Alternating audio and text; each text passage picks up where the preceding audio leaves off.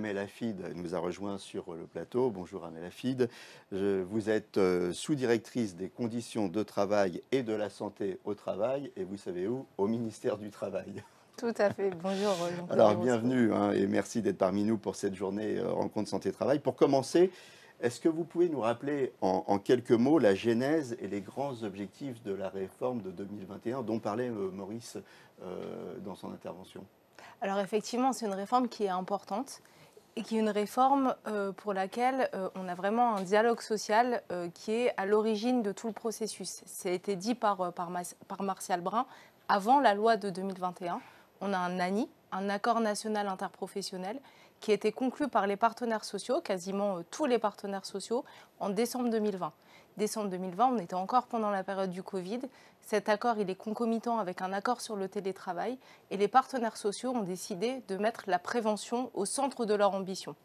C'est quelque chose qui est très important, aussi parce que ça fait des années en fait qu'on parle de prévention, mais dans leur accord, les partenaires sociaux ont souhaité finalement qu'on parte de l'intention pour aller jusqu'à plus d'effectivité. Et c'est la raison pour laquelle, sans faire le grand Big Bang qui était proposé par exemple par le rapport Lecoq, ils ont voulu des actions très concrètes auprès des entreprises, auprès des salariés. Ils ont souhaité donner un rôle très important au service de santé au travail, on pourra y revenir. L'enjeu pour nous, et c'est pour ça que le ministère est très attentif à cette loi, à sa mise en œuvre, y compris jusqu'au dernier kilomètre, comme on dit dans les politiques publiques. L'enjeu, c'est vraiment d'améliorer la situation en matière de prévention. On sait aujourd'hui qu'on stagne en matière de lutte contre la sinistralité. On meurt aujourd'hui encore au travail, on meurt aujourd'hui encore malheureusement de cancer professionnel. On sait aussi qu'il y a des salariés qui sont exclus trop souvent du marché du travail en raison de leur état de santé. Et on sait aussi que de manière générale, on manque de culture de prévention dans les entreprises, on manque d'un dialogue autour de la question des conditions de travail. Et c'est vraiment sur ces aspects qu'on veut agir sur le terrain, au plus près des entreprises. Et puis peut-être un dernier point, c'est que cette loi du 2 août 2021, elle s'inscrit dans une dynamique plus large, plus globale, dans laquelle l'État a aussi publié un plan santé au travail. Ça a été un travail très important, aussi issu du dialogue social. Ce plan a été publié à la fin de l'année 2021. Et on a aussi un plan de prévention des accidents du travail graves et mortels qui, comme je l'ai dit, est un sujet qui nous préoccupe beaucoup. Alors, dans la genèse de cette loi, vous avez beaucoup insisté sur le processus d'élaboration de l'offre. On va revenir sur l'offre socle dans quelques secondes. Mais ce processus, il est empreint de concertation, c'est ça? Tout à fait, tout à fait. Comme je l'ai dit, c'est une loi qui est issue du dialogue social et il était important, essentiel, qu'elle soit mise en œuvre dans le dialogue social. Pour cela, la loi a créé une instance spécifique qui s'appelle le CNPST, le Conseil national de prévention et de santé au travail, qui regroupe les partenaires sociaux et à laquelle la loi a confié une compétence quasi réglementaire. Et donc ça veut dire que sur un tas de mesures importantes de cette loi, les partenaires sociaux en fait, ont eu un rôle de proposition très très renforcé. Et par des textes, on a approuvé des délibérations qui étaient prises par cette instance. Et pour nous, c'est absolument essentiel pour que les décrets d'application qu'on prend, pour que les mesures concrètement soient en phase avec les attentes, les besoins des entreprises, comprises au sens large, comme employeurs, mais aussi comme communauté de travail. Vous avez dit aussi, ce qui était important, c'est de piloter une réforme jusqu'au dernier kilomètre. On pourrait reformuler en disant le diable se cache dans les détails, c'est un peu ça? C'est une façon de présenter les choses, mais je pourrais vous rejoindre sur ce propos. Oui. C'est-à-dire qu'une fois qu'on a pris les décrets, vous savez, l'écueil, c'est d'avoir une loi qui est très bien, un code du travail qui est parfait, et puis que la réalité ne change pas.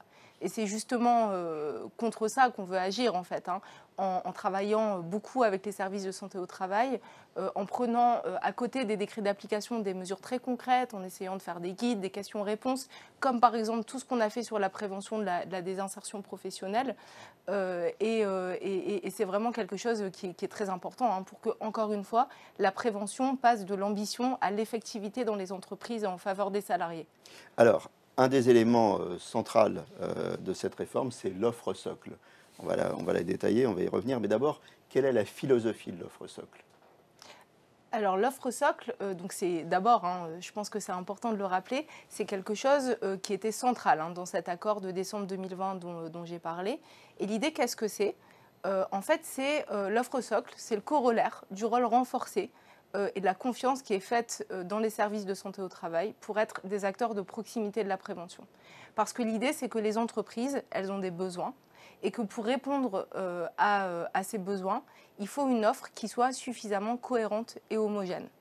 Et c'est la raison pour laquelle les partenaires sociaux, dans leur délibération donc de ce Conseil national de la prévention, ont décidé qu'il y aurait 3 piliers dans l'offre socle.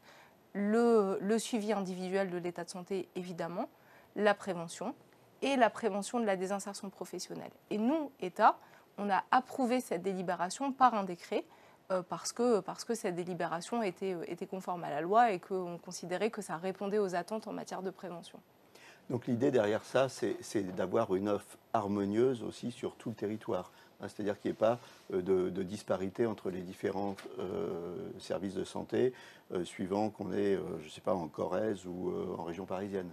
C'est tout à fait ça. C'est une offre minimum, l'offre socle, c'est ça? C'est tout à fait ça. C'est une offre socle qui permet donc cette cohérence et cette homogénéité. Après, ça ne veut pas dire que tous les territoires ont les mêmes besoins. Ça ne veut pas dire non plus que toutes les entreprises ont les mêmes besoins. Il va de soi qu'une entreprise qui, par exemple, est confrontée à des risques particuliers comme le risque chimique, n'a pas les mêmes besoins vis-à-vis de son service de santé au travail qu'une entreprise, par exemple, du secteur bancaire ou une entreprise qui emploie des salariés dans des bureaux. Et puis, comme je l'ai dit, dans cette réforme, on cherche à atteindre les salariés qui sont les plus vulnérables, soit parce qu'ils ont été à un moment usés par le travail, soit parce qu'ils sont atteints d'un problème de santé. On parle beaucoup aujourd'hui des maladies chroniques, des cancers, c'est une réalité, soit parce qu'ils ont des vulnérabilités comme par exemple un handicap. Et donc, c'est très important. Il y a cette offre socle qui est là pour fixer un cadre, pour donner des repères, pour qu'il y ait une cohérence, mais néanmoins, ça n'empêche pas, et d'ailleurs on a préservé la forme associative des services de santé au travail, ça n'empêche pas au contraire que cette offre puisse être adaptée pour tenir compte des besoins concrets des entreprises adhérentes des services. La société change, le marché du travail change. Cette offre socle, elle s'adresse à qui? Elle s'adresse à tous les employeurs, y compris les non-salariés? Alors cette offre socle, elle s'adresse aux employeurs qui sont adhérents aux services de santé au travail. Et c'est vrai que dans cette loi, il y a eu la volonté d'aller un peu plus loin dans l'universalisation, on va dire, en quelque sorte, de la prévention, notamment pour tenir compte des besoins spécifiques des travailleurs indépendants. Alors pour autant, les travailleurs indépendants ne sont pas comme les autres employeurs qui ont des salariés, ils ne sont pas dans la même situation. Et c'est la raison pour laquelle la loi a créé un régime spécifique avec une offre, c'est un décret qu'on a pris en avril 2022, une offre qui doit être proposée par les services de santé au travail, qui doit être adaptée aux besoins spécifiques des indépendants, en reposant sur les 3 piliers prévention de la désinsertion professionnelle et suivi individuel de l'état de santé. Et l'adhésion pour les indépendants, elle est facultative, elle n'est pas obligatoire. C'est un point qui est important parce que c'est un équilibre finalement qui a été trouvé. Alors, l'offre socle, on va revenir sur les différents piliers. Suivi individuel de l'état de santé, prévention des risques professionnels et prévention de la désinsertion professionnelle. Qu'est-ce qu'il faut souligner derrière chacun de ces piliers?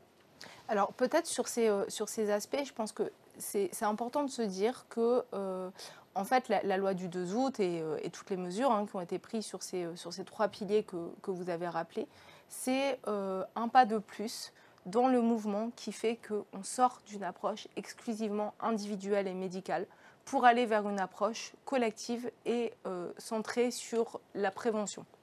C'est quelque chose qui est très important. Ça fait évidemment des années que le ministère agit, que les services de santé au travail sont en mouvement. Mais là, c'est encore un pas encore plus important pour dire que finalement, l'offre qu'un service de santé au travail doit proposer aux entreprises, ça n'est pas seulement de faire des visites médicales, même si les visites médicales sont évidemment très, très importantes, et puis elles doivent être réalisées dans le cadre qui est fixé par le Code du travail. Mais dans cette offre, il y a toute une série d'actions en matière de prévention. Je voudrais par exemple insister sur un point qui est qu'aujourd'hui, on sait que beaucoup d'entreprises n'ont pas leur document unique qui est soit mis à jour, soit même effectué. Et ça, c'est évidemment un problème. Aujourd'hui, quand on voit les accidents mortels qui nous remontent et dont on est informé, bien souvent, qu'est-ce qu'il y a derrière? C'est un défaut d'évaluation des risques. Et donc, ça veut dire que pour protéger tout le monde, pour protéger les travailleurs contre ces accidents, pour protéger les employeurs, et puis de manière plus large, pour faire progresser la prévention, il faut que les entreprises puissent avoir des documents uniques. Et c'est la raison pour laquelle la loi a donné aux services de santé au travail un rôle en la matière. Et sur la prévention de la désinsertion professionnelle, ça c'est vraiment... alors la prévention de la désinsertion professionnelle, on en parlait déjà dans le plan santé au travail 3, qui était celui qui précédait celui qui est actuellement en vigueur. Mais il y a vraiment eu une impulsion qui a été donnée par cette loi. On a demandé aux services de santé au travail de créer des cellules dédiées. Et le but, c'est vraiment d'avoir à la fois un accompagnement individualisé pour les salariés qui en ont besoin, mais aussi un accompagnement pour les employeurs qui se poseraient des questions et qui auraient besoin que les services les aident en matière plus collective. Si je vous suis bien, j'ai dit qu'il y avait 3 piliers. En fait, il y en a 4. Il y a le document unique aussi, qui est quelque chose de fondamental. Vous avez insisté sur le document unique. En fait, le document unique, on peut considérer que ça fait partie du volet de prévention, en réalité, de l'offre socle. Mais en effet, c'était un point que je voulais mettre en exergue.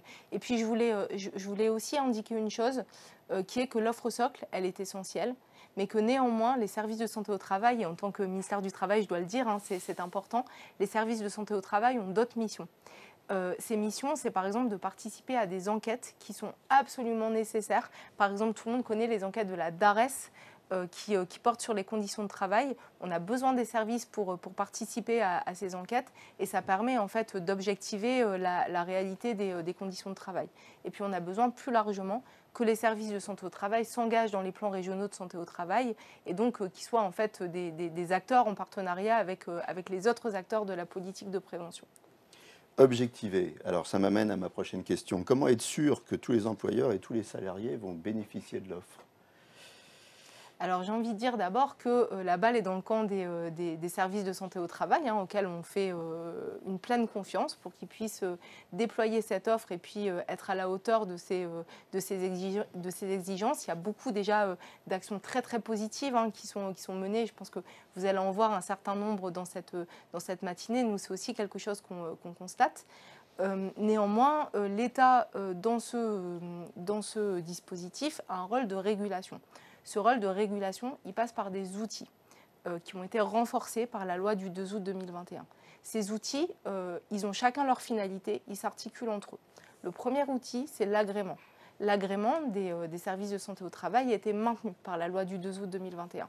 Il vise à s'assurer de la conformité réglementaire, ça c'est classique, mais il vise aussi à assurer une forme d'intérêt général qui se traduit notamment par le fait qu'on s'assure que les services de santé au travail ont une capacité suffisante pour suivre les salariés et puis on s'assure aussi que l'ensemble du territoire est couvert.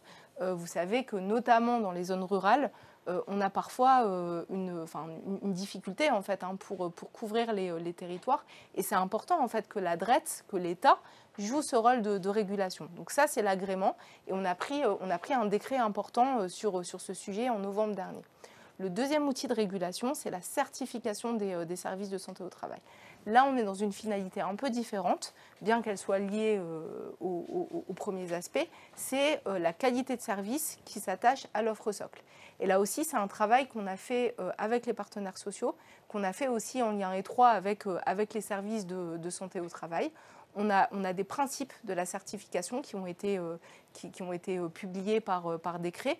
Par exemple, le fait que la montée en qualité, elle doit être progressive, qu'on a des niveaux de certification. Et aujourd'hui, on est en train de travailler avec l'ensemble des acteurs à un cahier des charges concret et opérationnel pour que cette certification puisse être complètement effective au premier semestre 2025.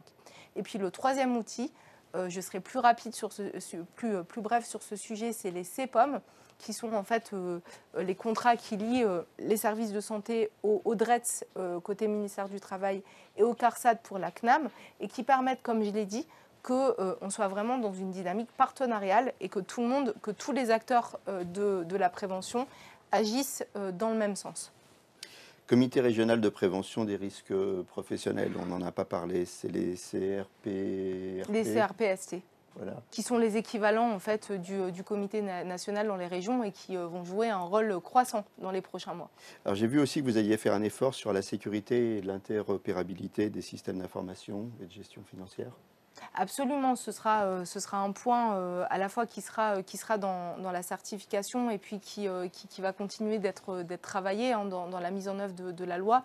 Aujourd'hui, si on veut des services de santé au travail qui soient pleinement en capacité de déployer l'offre socle, et puis qui puissent en sortir aussi par rapport aux exigences qui sont fixées par la loi, c'est clair qu'il faut pouvoir améliorer les systèmes d'information.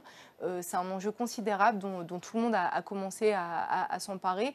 Et l'interopérabilité de ces systèmes, évidemment, c'est un enjeu qui nous préoccupe et qui nous occupe. C'est des gros chantiers, ça. Ce sont des gros chantiers qui vont mettre un peu de temps, mais qu'il faut mener, et vraiment, ça vaut la peine de les mener.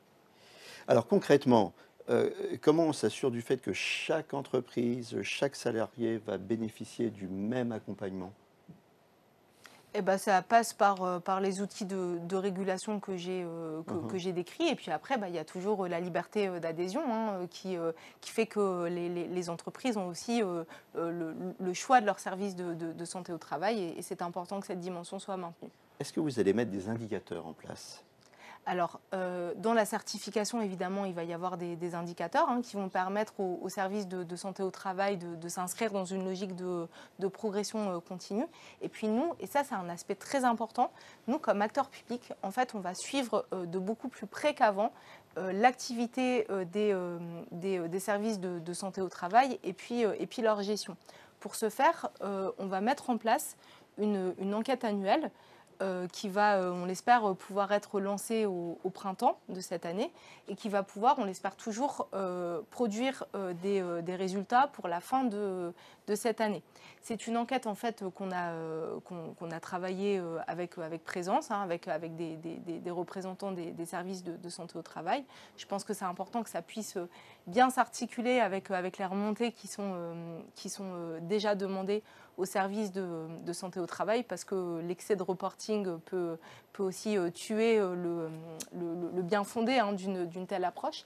Et en fait, ça va nous permettre à nous d'avoir à la fois des données nationales fiables et consolidées, d'avoir des données au niveau régional, et ça c'est très très important pour que tout l'écosystème, l'État, les partenaires sociaux puissent vraiment piloter les services de santé au travail. Et puis on pourra évidemment faire des ajustements si nécessaire. Et je pense important de dire que vu l'actualité, vu les priorités du gouvernement, on aura sans doute un suivi renforcé sur la question du document unique que j'ai indiqué tout à l'heure, et puis aussi sur la prévention de la désinsertion professionnelle, qui est vraiment, pour le dire dans des termes moins jargonneux, le maintien en emploi, qui est vraiment un enjeu très très important pour aider les salariés et les entreprises. L'enquête, pour être un petit peu plus précis, méthode, qu'est-ce qu'il y a dans l'enquête, qu'est-ce qu'on va poser comme question, qu'est-ce qu'on va chercher comme indicateur et qu'est-ce qu'on va en faire? Eh bien, cette enquête, il va y avoir des indicateurs d'activité sur les publics suivis, sur le nombre de visites réalisées par exemple. On va aussi inclure une dimension sexuée, on va prendre en compte ce qui est fait pour les femmes, ce qui est fait pour les hommes, parce que c'est aussi quelque chose sur lequel il faut qu'on ait plus de visibilité. On va avoir des indicateurs qui tiennent plutôt à la gestion, à la gouvernance, et ça va nous permettre, comme je l'ai dit, d'avoir une visibilité à la fois au niveau national et au niveau régional, pour pouvoir suivre de près l'activité des services de santé au travail, et puis aussi nourrir la politique publique, parce que c'est pas que descendant, c'est aussi du bottom-up pour nous éclairer et pour nous permettre de concevoir des politiques plus adaptées et plus pertinentes. Et qu'est-ce qu'on va en faire? Alors chaque année, on va faire un classement, vous allez faire une réunion, vous allez faire du reporting, vous allez dialoguer avec les gens, comment ça va se passer? Eh ben, ces indicateurs, on va les étudier de près. Je pense que c'est important qu'on puisse aussi avoir une certaine transparence avec les partenaires sociaux dans le cadre du Comité national de prévention et de santé au travail, parce que les partenaires sociaux véritablement se sont emparés de ce sujet de la santé au travail. Et aujourd'hui, en fait, on ne peut pas parler de santé au travail sans parler de démocratie sociale. Et ça va nous servir aussi dans le dialogue qu'on a avec les directions régionales pour que finalement le plan santé au travail, par exemple, dont j'ai parlé, qu'on définit au niveau national, puisse vraiment trouver son application à la fois concrète et la plus adaptée sur le terrain, parce qu'on ne fait rien sans le terrain. Manque de médecins du travail. Est-ce que vous pensez que les SPSTI, finalement, elles vont avoir les moyens d'assurer cette offre socle qui est ambitieuse, dont on vient de parler? Comment ça va se passer dans les faits, concrètement? D'abord, ce que vous dites, c'est une réalité. On ne peut pas nier aujourd'hui qu'on manque de médecins dans certains territoires, dans certains services, et c'est une question structurelle. Cette question, elle ne date pas d'aujourd'hui, mais c'est vrai que quand on voit les projections et quand on voit la moyenne d'âge des médecins du travail, on peut être préoccupé par cette question. Donc d'abord, le point est complètement légitime. Et c'est sûr que c'est un enjeu. D'assurer que les nouvelles missions des services de santé au travail et puis les missions qui sont réaffirmées par la loi puissent être menées à bien dans les prochaines années. Et donc, la loi du 2 août a déjà créé un certain nombre de leviers. Le premier levier sur lequel je voudrais vraiment insister, c'est la pluridisciplinarité et la possibilité de déléguer des missions aux infirmiers en santé au travail. Aujourd'hui, la santé au travail ne peut plus reposer que sur les seuls médecins. C'est quelque chose qui est important. Les médecins, évidemment, ont un rôle central et une place essentielle, mais c'est important qu'ils puissent déléguer des missions en confiance. Pour qu'ils puissent le faire, on a créé un cadre juridique et on a aussi mis en place tout un dispositif de formation qui va permettre aux infirmiers en santé au travail d'être à un niveau très élevé d'exigence sur tous les domaines d'action des services de santé au travail. Donc d'abord, il y a cette délégation qui est une façon finalement de retrouver de la respiration dans les ressources en santé au travail. Ensuite, il y a la télémédecine et ce qu'on s'est dit par ailleurs sur les systèmes d'information qui doivent aussi permettre d'améliorer l'efficacité de certaines pratiques. Mais c'est vrai que la télémédecine, elle s'est beaucoup développée pendant la crise sanitaire.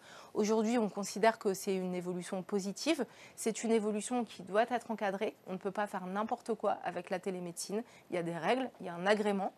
Mais néanmoins, ça fait partie des leviers qui vont permettre de gagner en temps et en efficacité. Et ça ne doit pas se faire au détriment du suivi de l'état de santé. Et puis, la loi a créé un dispositif sur lequel on est encore en train de travailler avec le ministère de la Santé, qui va permettre, dans certains territoires, à des médecins de ville de pouvoir apporter un appui aux services de santé au travail qui en font la demande pour assurer des missions assez simples. Et là encore, je pense que c'est important d'être rassurant sur ce sujet.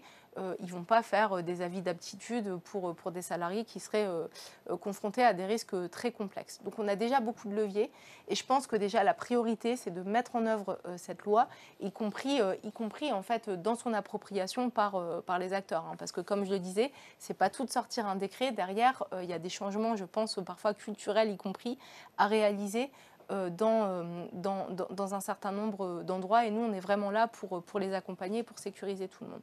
Ces sujets-là, ils vont sans doute nécessiter qu'on continue de s'y pencher et qu'on trouve encore de nouvelles solutions.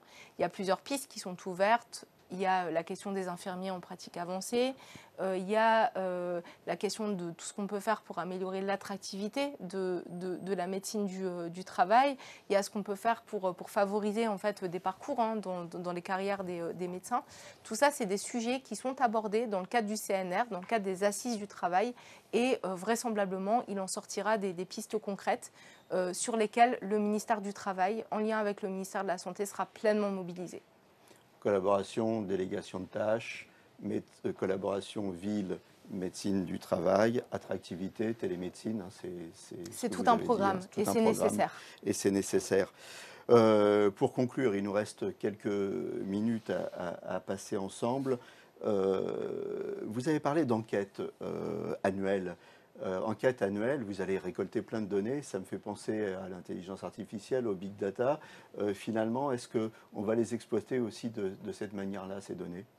Alors je pense qu'on n'est pas dans une philosophie de big data encore hein, par rapport à ces Parce que ça va données être colossal quand même, de les données santé que au vous allez travail. Je récupérer. pense que ce qui est important, c'est qu'on puisse s'en servir pour éclairer les politiques publiques, pour éclairer les partenaires sociaux et pour progresser en matière de prévention. Et puis c'est important aussi, hein, comme je l'ai dit, qu'on puisse utiliser le progrès technologique pour améliorer l'interopérabilité, pour améliorer l'efficacité hein, des services de santé au travail. Et puis quand je dis l'efficacité, hein, ce n'est pas dans une logique qui serait seulement une logique financière. Hein. Au contraire, c'est par exemple, on a dans un décret qu'on a pris en 2022, on a numérisé le dossier médical en santé au travail. Ça, c'est un progrès majeur. Ça va encore se mettre en œuvre sur le terrain. C'est un progrès majeur pour que les professionnels de santé au travail puissent se parler entre eux. Demain, on va encore ouvrir le DMST par rapport au dossier médical partagé et ça va permettre en fait que les gens soient mieux suivis quand bien même ils changent d'employeur, quand bien même ils changent de service. Exactement, et quand bien même il peut y avoir des ruptures dans les parcours. Et donc l'idée, c'est vraiment de mettre le progrès au service de tous et le progrès au service de la prévention et de la santé au travail. Un petit message pour conclure. Vous avez dit, et ça m'a interpellé, vous avez dit, on meurt encore trop au travail.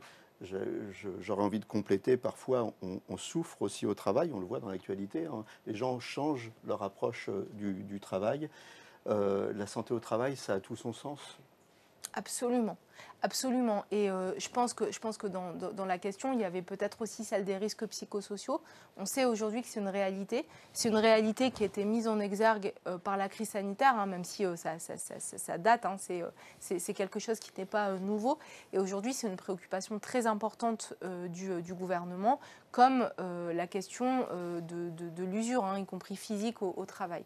Et donc sur ces aspects, il faut vraiment qu'on progresse. Les services de santé au travail doivent être en première ligne pour accompagner les salariés, pour accompagner les entreprises. Et puis peut-être sur ce sujet, je voudrais souligner qu'aujourd'hui, en fait, on ne peut pas penser santé au travail sans penser sens du travail, parce que c'est vraiment comme ça que la question est posée dans le débat et que la question se pose pour chacun d'entre nous. Et donc, la démocratie sociale et le dialogue dans l'entreprise autour des conditions de travail, c'est quelque chose qui est à la fois un bien en soi, mais aussi une nécessité pour progresser en santé au travail. Absolument, hein. C'est vrai que le sens qu'on donne au travail, on en parle beaucoup en ce moment et ça fait partie des choses. Je vous remercie, Amel Hafid, d'être passée sur notre plateau. Je rappelle que vous êtes sous-directrice des conditions de travail et de la santé au travail au ministère du Travail et on vous souhaite une excellente journée, rencontre santé, travail.